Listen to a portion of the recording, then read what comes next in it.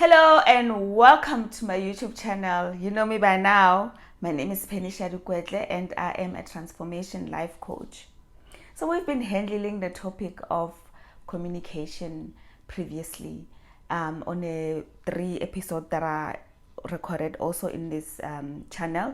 So just scroll down, you will see one is entitled responsible communication, another is the art of communication, another is a better way to communicate.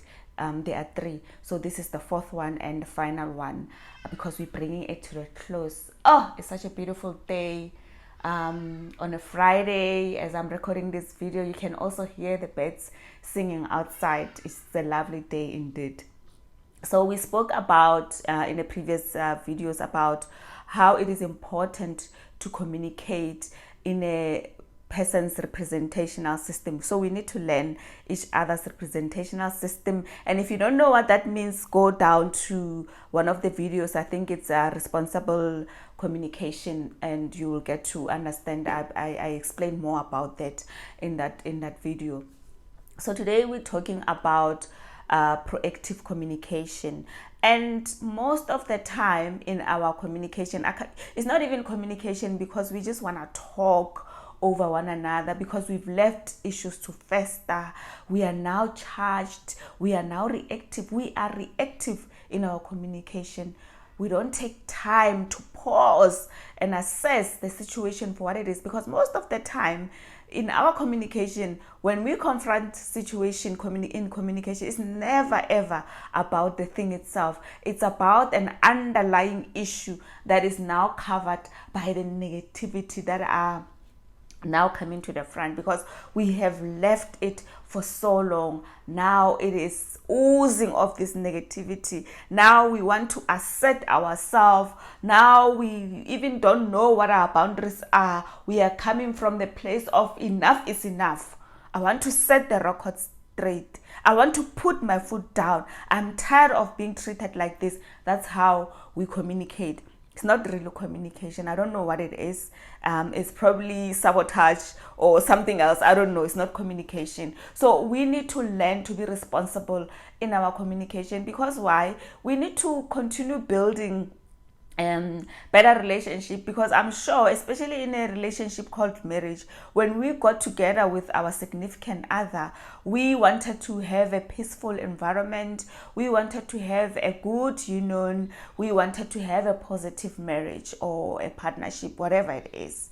And now what is now manifesting is something else. We've taken each other for granted for so long. One of us have been quiet, being afraid to confront situation, because obviously we also have a negative connotation about confrontation. We think that confrontation is negative, and it's not. When we confront, we want to confront the space, because most of the time when things are not working okay, there is a space between us. There's a space. We are no longer face to face, we are now back to back, and there's a space between us. And you know, the negative side dwells in the space. Anything that is negative, it's dwelling in the space, because when we were one, there's no way that something will penetrate between us, because now there's oneness. But because now there's a space between us, things are not going okay. We are not happy, we are not okay, we are not satisfied, we are dissatisfied. So that means that when we confront, we need to deal with the space, not with the person. We need to deal with the space. And there are three categories they're not mine. In fact, anything that I share in my videos is hardly ever mine, because I'm a researcher. I research and I learn, and when I learn, I get so excited. I want to share with the world, because I really believe that I want to help make the world a better place. And one of the things that I am doing as a responsible person, as a conscious human being, is to share the knowledge that I am getting. So I started studying Kabbalah in 2020. And the reason why I'm studying Kabbalah, I learned that the definition of Kabbalah is to receive. And when I learned that it is to receive, I started asking myself, to receive what? And the Kabbalists say that the Creator has given us endless fulfillment and pleasure. endless fulfillment and pleasure. There's abundance, there's fulfillment, there's prosperity, there's provision in our world. But half of the time, most of the time, we don't see, not even half, most of the time we don't seem to tap into those goodness, the blessing, the abundance, the prosperity, because they are concealed in our environment, because there are two parallel realities running at the same time in our planet. There is the negative side and there's a positive side, and any given moment we are able to tap into the positive side. When we tap into that positive side, we need to do it from within, not without. So if we are the people that leave things to fester, we don't proactively deal with things, that's when chaos happen. That's when we tap into the negative side. That's when there's arguments. That's when there's fighting. That's when there's unhappiness, because we've left things to fester, for so long. And this thing now is really something else. It is bad. So now that's when we want to confront, and it is not a good time. That's conflict now. That's now it has gotten to a conflict. And there's a certain quotation that I've heard from one of the teachers at the Kabbalah Center, but it is not his. It is a quotation by Keith Cunningham, which says that conflict avoidance is the biggest eroder of value. When we want to confront something, it means that, I see value in what we have. This thing that we have is valuable. This thing that we have is beautiful. And I don't want to leave it to a place where it is infested with negativity. I want to bring this to our attention so that we close this gap, this space that we have created between us. And this relationship is so important. I see value in it, and I want to maintain the value that is in this relationship. That's all. That's what we're saying when we confront. But there are 3 buckets. Like I say, I've also learned them from the teachers at a Kabbalah Center. The one is that you must come from the place of wholeness. What does it mean? It means that something happened maybe today. I don't have to confront it then, because it's too early. Maybe I'm charged, maybe I'm offended, maybe I'm unhappy. Why? How dare he says that? What they say is that you must pause at that moment and wait for yourself to be at a place where you are not charged anymore. You are not angry, about what has been said. Usually they say, the Kabbalists say that you must wait 3 days before you confront something. So something happens, you pause, and you don't analyze it, just pause and leave it there. And then you go internally, you go within. Because when we react, when we are reactive, when we are confronting, we come from our lower self, our ego. We come from our lower self, our ego.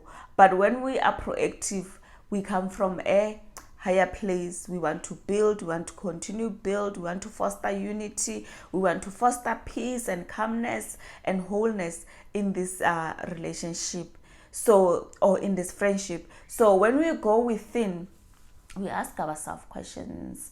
Was I reactive? Did I mishear the person? You ask yourself those questions. You really go inside.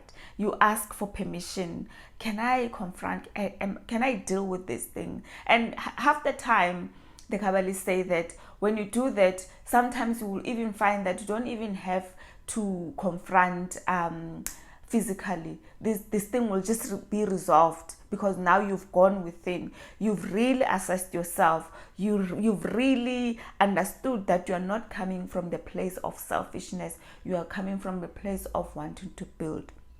That's the first step. And I'm just gonna look for the second one. So the first step is that get to a place where you are whole. The second one is developing empathy for the other person. Sometimes we are not able to put ourselves in the shoes of other people. We're always looking out for ourselves. What's in it for me? We have become a society like that. We cannot see other people's point of view, we lack in compassion. So when you have empathy and you put yourself in the shoes of the person, you start to ask yourself, oh, maybe they're at pressure. Why are they're not usually like this? How can they say this? If I were in their shoes, would I do the same thing? You really internalize this, and ask deep those questions until you are fully can see that you fully can see their point of view. It's not just about you. It's not about me, how it made me feel. How dare he say this to me. It's now coming from a place of compassion, empathy. Now you understand. If I was in his shoes, I probably would have done the same thing. And the last one is timing. Like I said, the Kabbalists say 3 days before you confront a situation. It's timing. And maybe you'll find that before you even confront it, the person will say, there's something that's been in my mind. That day when I said this and this and this, it was bad. I was going through this and this. I'm sorry. You see how it can be resolved in that quick and effective manner, rather than now fostering negativity, wanting to overpower someone else so that you can be right. That's most of the time when we confront situation. I want to be right, but we don't say that, because we are basing it on our ego. You think that you are at a right, but you don't know, and it doesn't become a win-win, because in any situation there must be a win-win. It cannot be a win-lose or a lose-lose, because now when we start in argument, it's not even a win-lose, it's a lose-lose. You are losing, the other person is losing, because now the emotions are going to be even higher, and then now even the space is going to be big, because now you didn't come from a proper place. You didn't proactively address it, and that's where we find ourselves mostly in our relationship. Our relationship, as I said previously, are on life support. It's a question of cons. Don't start with me. That's where we are in our relationship. Because now if we unplug that button, it becomes something else. It's either that relationship is dead or something else is going to happen. When we unplug that life support, it's something else. We are not in charge of our relationship. Our relationships are in charge of us. Not even our relationship, our emotions are in charge of us in most of relationships. So we need to learn a better way to close the gap between us and the people that we love, the people that are important to us, and the people that we say we value. If we value our relationships, there is a better way to communicate, and that is to do it proactively when we have done all these 3 steps that I spoke about. Remember, the first step is to get whole. Go within. Ask yourself questions. Am I coming from the right place? Am I not being selfish? Did I really see this thing in the way it is, or it should have been? And then the second one is to have empathy. Be empathetical. If I was in his same shoes, would I have said the same thing? If I was in his shoes, how would I have handled it? And the third one is timing. Once you've done all the work in a proper time, you will confront it. So yeah, that's it about communication. I will catch you next time with a new topic, a new subject. And thank you for watching. Bye.